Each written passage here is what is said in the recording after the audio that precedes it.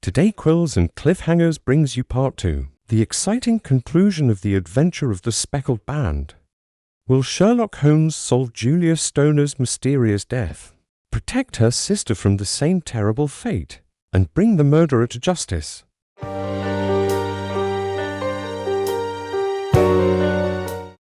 The Adventure of the Speckled Band by Sir Arthur Conan Doyle, Part 2.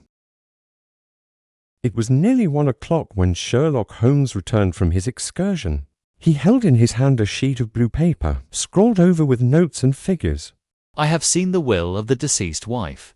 To determine its exact meaning, I have been obliged to work out the present prices of the investments with which it is concerned.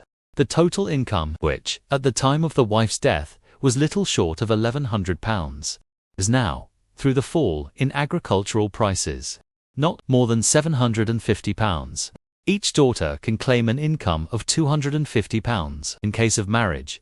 It is evident, therefore, that if both girls had married, their stepfather would have had a mere pittance, while even one of them would cripple him to a very serious extent. My morning's work has not been wasted, since it has proved that he has the very strongest motives for standing in the way of anything of the sort. And now, Watson, this is too serious for dawdling, especially as the old man is aware that we are interesting ourselves in his affairs. So, if you are ready, we shall call a cab and drive to Waterloo. I should be very much obliged if you would slip your revolver into your pocket. And Ellie's number 2 is an excellent argument with a gentleman who can twist steel pokers into knots. That, and a toothbrush are, I think, all that we need. At Waterloo, we were fortunate in catching a train for Leatherhead, where we hired a trap at the station inn and drove for 4 or 5 miles through the lovely Surrey lanes. It was a perfect day, with a bright sun and a few fleecy clouds in the heavens. The trees and wayside hedges were just throwing out their first green shoots, and the air was full of the pleasant smell of the moist earth. To me, at least, there was a strange contrast between the sweet promise of the spring and this sinister quest upon which we were engaged. My companion sat in the front of the trap, his arms folded, his hat pulled down over his eyes, and his chin sunk upon his breast, buried in the deepest thought. Suddenly, however, he started, tapped me on the shoulder, and pointed over the meadows. Look there. A heavily timbered park stretched up in a gentle slope, thickening into a grove at the highest point. From amid the branches, there jutted out the grey gables and high roof tree of a very old mansion. Stoke Moran. The driver remarked, "Yes, sir, that be the house of Dr. Grimes, B. Roylott." There is some building going on there, said Holmes. That is where we are going. There's the village, said the driver, pointing to a cluster of roofs some distance to the left. But if you want to get to the house, you'll find it shorter to get over this stile, and so by the footpath over the fields. There it is, where the lady is walking. And the lady, I fancy, is Miss Stoner, observed Holmes, shading his eyes. Yes, I think we had better do as you suggest. We got off, paid our fare, and the trap rattled back on its way to Leatherhead.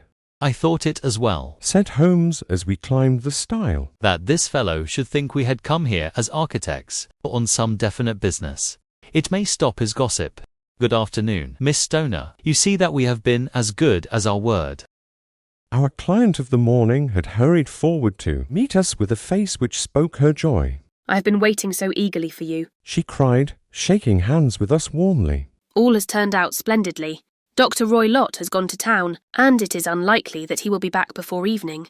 We have had the pleasure of making the doctor's acquaintance, said Holmes, and in a few words he sketched out what had occurred. Miss Stoner turned white to the lips as she listened. Good heavens, he has followed me then. So it appears. He is so cunning that I never know when I am safe from him. What will he say when he returns? He must guard himself, for he may find that there is someone more cunning than himself upon his track. You must lock yourself up from him tonight. If he is violent, we shall take you away to your aunt's at Harrow. Now, we must make the best use of our time, so kindly take us at once to the rooms which we are to examine. The building was of grey, lichen-blotched stone, with a high central portion, and curving wings like the claws of a crab thrown out on each side. In one of these wings, the windows were broken and blocked with wooden boards, while the roof was partly caved in, a picture of ruin. The central portion was in little better repair, but the right-hand block was comparatively modern, and the blinds in the windows, with the blue smoke curling up from the chimneys, showed that this was where the family resided. Some scaffolding had been erected against the end wall, and the stonework had been broken into, but there were no signs of any workmen at the moment of our visit. Holmes walked slowly up and down the ill-trimmed lawn, and examined with deep attention the outsides of the windows. This, I take it, belongs to the room in which you used to sleep. The centre one to your sisters, and the one next to the main building to Dr. Roy Lott's chamber. Exactly so, but I am now sleeping in the middle one. Pending the alterations, as I understand. By the way, there does not seem to be any very pressing need for repairs at that end wall. There were none. I believe that it was an excuse to move me from my room. Ah, that is suggestive. Now, on the other side of this narrow wing runs the corridor, from which these 3 rooms open. There are windows in it, of course. Yes, but very small ones, too narrow for anyone to pass through. As you both locked your doors at night, your rooms were unapproachable from that side. Now, would you have the kindness to go into your room and bar your shutters? Miss Stoner did so, and Holmes, after a careful examination through the open window, endeavoured in every way to force the shutter open, but without success. There was no slit through which a knife could be passed to raise the bar. Then with his lens he tested the hinges, but they were of solid iron, built firmly into the massive masonry. Said he, scratching his chin in some perplexity. My theory certainly presents some difficulties. No one could pass these shutters if they were bolted. Well, we shall see if the inside throws any light upon the matter. A small side door led into the whitewashed corridor from which the 3 bedrooms opened. Holmes refused to examine the 3rd chamber, so we passed at once to the 2nd, that in which Miss Stoner was now sleeping, and in which her sister had met with her fate. It was a homely little room with a low ceiling and a gaping fireplace, after the fashion of old country houses. A brown chest of drawers stood in one corner, a narrow white counterpane bed in another, and a dressing table on the left-hand side of the window. These articles, with 2 small wicker-work chairs, made up all the furniture in the room, save for a square of Wilton carpet in the centre. The boards round and the panelling of the walls were of brown, worm-eaten oak, so old and discoloured that it may have dated from the original building of the house. Holmes drew one of the chairs into a corner and sat silent, while his eyes travelled round and up and down, taking in every detail of the apartment. Where does that bell communicate with? He asked at last, pointing to a thick bell rope which hung down beside the bed, the tassel actually lying upon the pillow. It goes to the housekeeper's room. Looks newer than the other things. Yes, it was only put there a couple of years ago. Your sister asked for it, I suppose. No, I never heard of her using it. We used always to get what we wanted for ourselves. Indeed, it seemed unnecessary to put so nice a bell pull there. You'll excuse me for a few minutes while I satisfy myself as to this floor. He threw himself down upon his face with his lens in his hand, and crawled swiftly backward and forward, examining minutely the cracks between the boards. Then he did the same with the woodwork with which the chamber was panelled. Finally, he walked over to the bed and spent some time in staring at it, and in running his eye up and down the wall. Finally, he took the bell rope in his hand and gave it a brisk tug. Why, it's a dummy. Won't it ring? No, it is not even attached to a wire. This is very interesting. You can see now that it is fastened to a hook just above where the little opening for the ventilator is. How very absurd. I never noticed that before. Very strange, muttered Holmes, pulling at the rope. There are 1 or 2 very singular points about this room. For example, what a fool a builder must be to open a ventilator into another room when, with the same trouble, he might have communicated with the outside air. That is also quite modern. Done about the same time as the bell rope. Yes, there were several little changes carried out about that time. They seem to have been of a most interesting character. Dummy bell ropes, ventilators which do not ventilate. With your permission, Miss Stoner, we shall now carry our researches into the inner apartment. Dr. Grimesby Roy Lott's chamber was larger than that of his stepdaughter, but was as plainly furnished. A camp bed, a small wooden shelf full of books, mostly of a technical character, an armchair beside the bed, a plain wooden chair against the wall, a round table, and a large iron safe were the principal things which met the eye. Holmes walked slowly round, and examined each and all of them with the keenest interest. What's in here? He asked, tapping the safe. My stepfather's business papers. Oh, you have seen inside, then? Only once, some years ago. I remember that it was full of papers. There isn't a cat in it, for example. No. What a strange idea. Well, look at this. He took up a small saucer of milk which stood on the top of it. No, we don't keep a cat, but there is a cheetah and a baboon. Oh yes, of course. Well, a cheetah is just a big cat, and yet a saucer of milk does not go very far in satisfying its wants, I dare say. There is one point which I should wish to determine. He squatted down in front of the wooden chair, and examined the seat of it with the greatest attention. Thank you. That is quite settled, said he, rising and putting his lens in his pocket. Lo, here is something interesting. The object which had caught his eye was a small dog leash hung on one corner of the bed. The leash, however, was curled upon itself, and tied so as to make a loop. What do you make of that, Watson? It's a common enough leash, but I don't know why it should be tied. That is not quite so common, is it? Me. It's a wicked world, and when a clever man turns his brains to crime, it is the worst of all. I think that I have seen enough now, Miss Stoner, and with your permission, we shall walk out upon the lawn. I had never seen my friend's face so grim, or his brow so dark, as it was when we turned from the scene of this investigation. We had walked several times up and down the lawn, either Miss Stoner nor myself liking to break in upon his thoughts, before he roused himself from his reverie. It is very essential, Miss Stoner, that you should absolutely follow my advice in every respect. I shall most certainly do so. The matter is too serious for any hesitation. Your life may depend upon your compliance. I assure you that I am in your hands. In the first place, both my friend and I must spend the night in your room. Both Miss Stoner and I gazed at him in astonishment. Yes, it must be so. Let me explain. I believe that is the village inn over there. Yes, that is the Crown.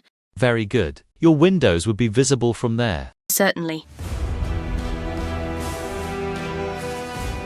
You must confine yourself to your room on pretense of a headache when your stepfather comes back. Then, when you hear him retire for the night, you must open the shutters of your window, undo the hasp, put your lamp there as a signal to us, and then withdraw quietly with everything which you are likely to want into the room which you used to occupy. I have no doubt that, in spite of the repairs, you could manage there for one night. Oh yes, easily. The rest you will leave in our hands. But what will you do? We shall spend the night in your room, and we shall investigate the cause of this noise which has disturbed you. I believe, Mr. Holmes, that you have already made up your mind, said Miss Stoner, laying her hand upon my companion's sleeve. Perhaps I have. Then for pity's sake, tell me what was the cause of my sister's death. I should prefer to have clearer proofs before I speak. You can at least tell me whether my own thought is correct, and if she died from some sudden fright. No, I do not think so. I think that there was probably some more tangible cause. And now, Miss Stoner, we must leave you, for if Dr. Roy Lott returned and saw us, our journey would be in vain. Goodbye, and be brave, for if you will do what I have told you, you may rest assured that we shall soon drive away the dangers that threaten you. Sherlock Holmes and I had no difficulty in engaging a bedroom and sitting room at the Crown Inn. They were on the upper floor, and from our window we could command a view of the avenue gate and of the inhabited wing of Stoke Moran Manor House. At dusk we saw Dr. Grimesby Roy Lott drive past, his huge form looming up beside the little figure of the lad who drove him. The driver had some slight difficulty in undoing the heavy iron gates, and we heard the hoarse roar of the doctor's voice. "You clumsy fool!" And saw the fury with which he shook his clenched fists at him. The trap drove on, and a few minutes later we saw a sudden light spring up among the trees as the lamp was lit in one of the sitting rooms. Do you know, Watson, said Holmes as we sat together in the gathering darkness, I've really some scruples as to taking you tonight. There is a distinct element of danger. Can I be of assistance? Your presence might be invaluable. Then I shall certainly come. It is very kind of you. You speak of danger. You have evidently seen more in these rooms than was visible to me. No, but I fancy that I may have deduced a little more. I imagine that you saw all that I did. I saw nothing remarkable save the bell rope, and what purpose that could answer, I confess, is more than I can imagine. You saw the ventilator too. Yes, but I do not think that it is such a very unusual thing to have a small opening between two rooms. It was so small that a rat could hardly pass through. I knew that we should find a ventilator before ever we came to Stoke Moran. My dear Holmes. Oh yes, I did. Remember, in her statement, she said that her sister could smell Dr. Roylott's cigar. Now, of course, that suggested at once that there must be a communication between the two rooms. It could only be a small one, or it would have been remarked upon at the coroner's inquiry. I deduced a ventilator. But what harm can there be in that? Well, there is at least a curious coincidence of dates. A ventilator is made, a cord is hung, and a lady who sleeps in the bed dies. Does not that strike you? I cannot as yet see any connection. Did you observe anything very peculiar about that bed? No. It was clamped to the floor. Did you ever see a bed fastened like that before? I cannot say that I have. The lady could not move her bed. It must always be in the same relative position to the ventilator and to the rope, for so we may call it, since it was clearly never meant for a bell pull. Holmes, I seem to see dimly what you are hinting at. We are only just in time to prevent some subtle and horrible crime. Subtle enough and horrible enough. When a doctor does go wrong, he is the first of criminals. He has nerve, and he has knowledge. Palmer and Pritchard were among the heads of their profession. This man strikes even deeper, but I think, Watson, that we shall be able to strike deeper still. But we shall have horrors enough before the night is over. For goodness sake, let us have a quiet pipe, and turn our minds for a few hours to something more cheerful. About 9 o'clock, the light among the trees was extinguished, and all was dark in the direction of the manor house. 2 hours passed slowly away, and then, suddenly, just at the stroke of 11, a single bright light shone out right in front of us. That is our signal, said Holmes, springing to his feet. It comes from the middle window. As we passed out, he exchanged a few words with the landlord, explaining that we were going on a late visit to an acquaintance, and that it was possible that we might spend the night there. A moment later we were out on the dark road, a chill wind blowing in our faces, and one yellow light twinkling in front of us, through the gloom to guide us on our sombre errand. There was little difficulty in entering the grounds, for unrepaired breaches gaped in the old park wall. Making our way among the trees, we reached the lawn, crossed it, and were about to enter through the window, when out from a clump of laurel bushes there darted what seemed to be a hideous and distorted creature, who threw itself upon the grass with writhing limbs, and then ran swiftly across the lawn into the darkness. Holmes was, for the moment, as startled as I. His hand closed like a vice upon my wrist in his agitation. Then he broke into a low laugh. It is a nice household, he murmured. That is, the baboon. I had forgotten the strange pets which the doctor affected. There was a cheetah, too. Perhaps we might find it upon our shoulders at any moment. I confess that I felt easier in my mind when, after following Holmes' example and slipping off my shoes, I found myself inside the bedroom. My companion noiselessly closed the shutters, moved the lamp onto the table, and cast his eyes round the room. All was as we had seen it in the daytime. Then creeping up to me and making a trumpet of his hand, he whispered into my ear again so gently that it was all that I could do to distinguish the words. The least sound would be fatal to our plans. I nodded to show that I had heard. We must sit without light. He would see it through the ventilator. I nodded again. Do not go asleep. Your very life may depend upon it. Have your pistol ready, in case we should need it. I will sit on the side of the bed, and you in that chair. I took out my revolver and laid it on the corner of the table. Holmes had brought up a long thin cane, and this he placed upon the bed beside him. By it he laid the box of matches and the stump of a candle. Then he turned down the lamp, and we were left in darkness. How shall I ever forget that dreadful vigil? I could not hear a sound, not even the drawing of a breath, and yet I knew that my companion sat open-eyed within a few feet of me, in the same state of nervous tension in which I was myself. The shutters cut off the least ray of light, and we waited in absolute darkness. From outside came the occasional cry of a night bird, and once at our very window a long-drawn cat-like whine, which told us that the cheetah was indeed at liberty. Far away, we could hear the deep tones of the parish clock, which boomed out every quarter of an hour. How long they seemed, those quarters! 12 struck, and 1, and 2, and 3, and still we sat waiting silently for whatever might befall. Suddenly, there was the momentary gleam of our light up in the direction of the ventilator, which vanished immediately, but was succeeded by a strong smell of burning oil and heated metal. Someone in the next room had lit a dark lantern. I heard a gentle sound of movement, and then all was silent once more, though the smell grew stronger. For half an hour I sat with straining ears.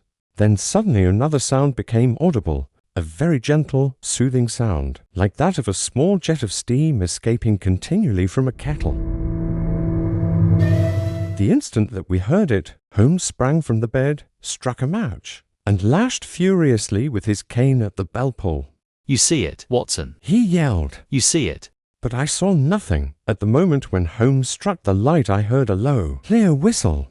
But the sudden glare flashing into my weary eyes made it impossible for me to tell what it was at which my friend lashed so savagely. I could, however, see that his face was deadly pale, and filled with horror and loathing.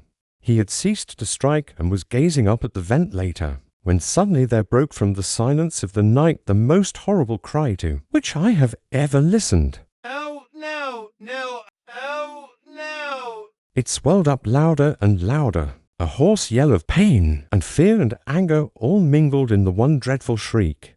They say that away down in the village, and even in the distant parsonage, that cry raised the sleepers from their beds. It struck cold to our hearts, and I stood gazing at Holmes and he at me, until the last echoes of it had died away into the silence from which it rose. What can it mean? I gasped. It means that it is all over. Holmes answered. And perhaps, after all, it is for the best. Take your pistol, and we will enter Dr. Roylott's room.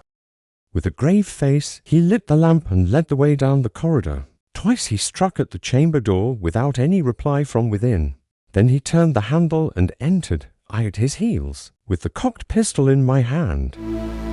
It was a singular sight which met our eyes. On the table stood a dark lantern with the shutter half open, throwing a brilliant beam of light upon the iron safe, the door of which was ajar. Beside this table, on the wooden chair, sat Dr. Grimesby Roylott, clad in a long grey dressing gown, his bare ankles protruding beneath, and his feet thrust into red heelless slippers. Across his lap lay the short stock with the long leash, which we had noticed during the day. His chin was cocked upward, and his eyes were fixed in a dreadful, rigid stare at the corner of the ceiling. Round his brow he had a peculiar yellow band with brownish speckles, which seemed to be bound tightly round his head. As we entered he made neither sound nor motion. The band, the Speckled Band, whispered Holmes. I took a step forward. In an instant his strange headgear began to move, and there reared itself from among his hair the squat diamond-shaped head and puffed neck of a loathsome serpent. It is a swamp adder, cried Holmes. The deadliest snake. He has died within 10 seconds of being bitten. Violence does, in truth, recoil upon the violent, and the schemer falls into the pit which he digs for another. Let us thrust this creature back into its den, and we can then remove Miss Stoner to some place of shelter, and let the county police know what has happened. As he spoke, he drew the dog-leash swiftly from the dead man's lap, and throwing the noose round the reptile's neck, he drew it from its horrid perch, and carrying it at arm's length, threw it into the iron safe, which he closed upon it. Such are the true facts of the death of Dr. Grimesby Roylott of Stoke Moran. It is not necessary that I should prolong a narrative which has already run to too great a length by telling how we broke the sad news to the terrified girl, how we conveyed her by the morning train to the care of her good aunt at Harrow, of how the slow process of official inquiry came to the conclusion that the doctor met his fate while indiscreetly playing with a dangerous pet. The little which I had yet to learn of the case was told me by Sherlock Holmes as we travelled back next day. I had come to an entirely erroneous conclusion, which shows, my dear Watson, how dangerous it always is to reason from insufficient data. the presence of the gypsies, and the use of the word band, which was used by the poor girl, no doubt to explain the appearance, what she had caught a hurried glimpse of by the light of her match, were sufficient to put me upon an entirely wrong scent. I can only claim the merit that I instantly reconsidered my position. When, however, it became clear to me that whatever danger threatened an occupant of the room could not come either from the window or the door. My attention was speedily drawn, as I have already remarked to you, to this ventilator, and to the bell rope which hung down to the bed. The discovery that this was a dummy, and that the bed was clamped to the floor, instantly gave rise to the suspicion that the rope was there as bridge for something passing through the hole and coming to the bed. The idea of a snake instantly occurred to me, and I felt that I was probably on the right track. The idea of using a form of poison, which could not possibly be discovered by any chemical test, was just such a one as would occur to a clever and ruthless man. The rapidity with which such a poison would take effect would also, from his point of view, be an advantage. It would be a sharp-eyed coroner, indeed, who could distinguish the two little dark punctures which would show where the poison fangs had done their work. Then I thought of the whistle. Of course, he must recall the snake before the morning light revealed it to the victim. He had trained it, probably by the use of the milk which we saw, to return to him when summoned. He would put it through this ventilator at the hour that he thought best, with the certainty that it would crawl down the rope and land on the bed. It might or might not bite the occupant. Perhaps she might escape every night for a week. But sooner or later she must fall a victim. I had come to these conclusions before ever I had entered his room. An inspection of his chair showed me that he had been in the habit of standing on it, which of course would be necessary in order that he should reach the ventilator. The sight of the safe, the saucer of milk, and the loop of whipcord were enough to finally dispel any doubts which may have remained. The metallic clang heard by Miss Stoner was obviously caused by her stepfather hastily closing the door of his safe upon its terrible occupant. Having once made up my mind, you know the steps which I took in order to put the matter to the proof. I heard the creature hiss, as I have no doubt that you did also, and I instantly lit the light and attacked it.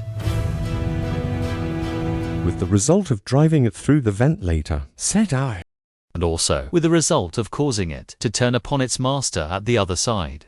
Some of the blows of my cane came home, and roused its snakish temper, so that it flew upon the first person it saw. In this way, I am no doubt indirectly responsible for Dr. Grimes B. Roylott's death, and I cannot say that it is likely to weigh very heavily upon my conscience.